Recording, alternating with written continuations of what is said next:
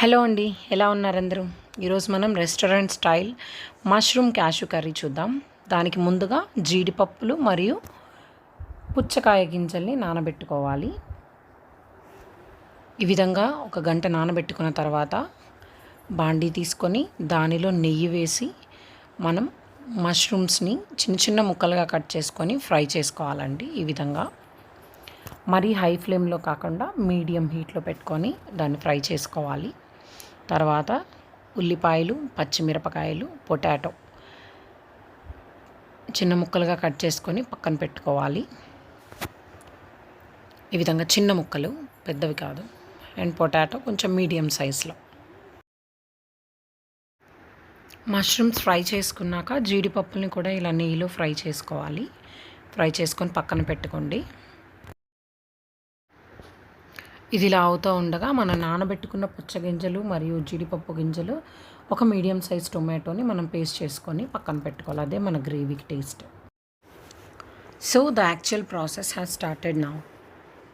ఇలా మనం కడాయిలోకి నెయ్యి వేసుకొని దానిలో సన్నగా తరిగిన ఉల్లిపాయ ముక్కలు, పచ్చిమిర్చి ముక్కలు అండ్ కరివేపాకు వేసుకొని ఉల్లిపాయ పచ్చి వాసన పోయేంత వరకు వేపుకోవాలి. ఉల్లిపాయలు వేగిపోయిన తర్వాత మనం కట్ చేసి పక్కన పెట్టుకున్న బంగాళదుంప ముక్కల్ని వేసుకొని ఫ్రై చేసుకోండి.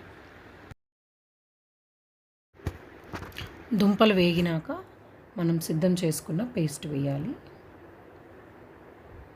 గ్రేవీ చాలా రిచ్గా ఉంటుంది ఈ విధంగా మనం పేస్ట్ వేయడం వలన.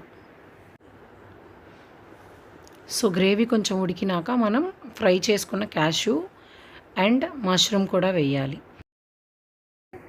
మష్రూమ్ కూడా కొంచెం మగ్గిన తర్వాత మనం దానిలోకి వాటర్ పోసుకోవాలి.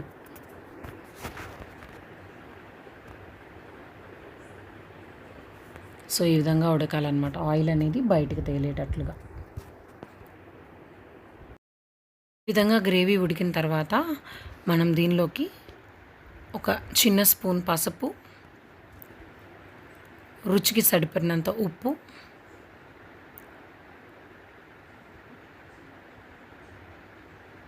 గరం మసాలా, కారం వేసుకొని మగ్గనివ్వాలి. అది కొంచెం మగ్గిన తర్వాత కొరియాండర్ కూడా వేసుకోవాలి. అది కొంచెం మంచి ఫ్లేవర్ ఇస్తుందన్నమాట. ఈ విధంగా కొంచెం సేపు ఉడికిస్తే మన mushroom cashew gravy curry is ready. If you like the video, please share it with your friends. Thank you for watching and see you next time. Bye.